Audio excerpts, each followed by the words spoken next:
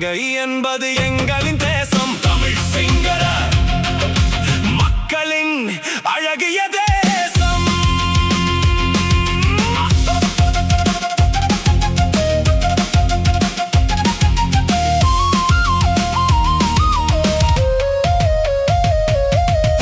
எங்கள் மக்களும் அங்கே படையெடுக்கினம், அவன் செய்த சூழ்ச்சிகள் மறந்து.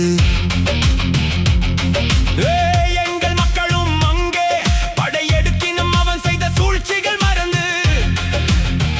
இன்னும் நம்புறாங்கள் அவன்தான் வள்ளல் என்று அன்றே முன்னோர் சொன்னார்கள்.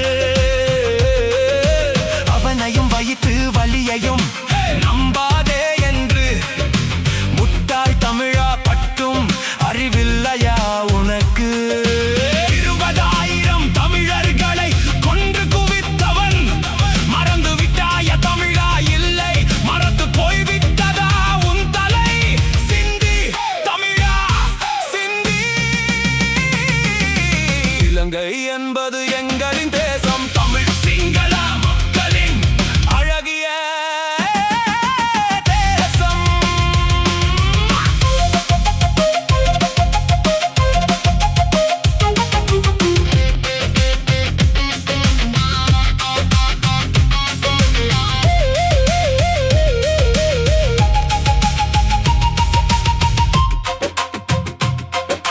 காந்தி தேசம் என்று வந்தவன் காந்தி வழியில் நின்றவரை கொன்றானே.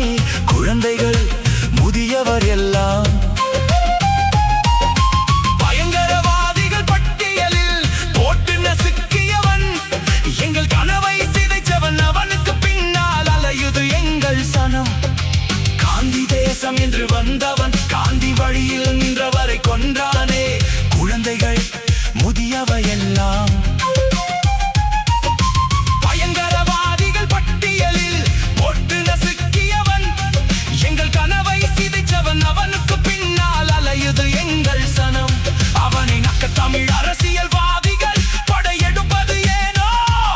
எங்களை பிரித்து ஆள்பவன் தெரியா, முகமூடி போடுவது சரியோ? அவனை விட சிங்களவன் எங்கள் உறவான், எங்கள் பிரச்சனை நாங்களே பார்ப்போம், நரிகள் வேண்டாம். தமிழா சிந்தி, நரிகள் வேண்டாம் சிந்தி.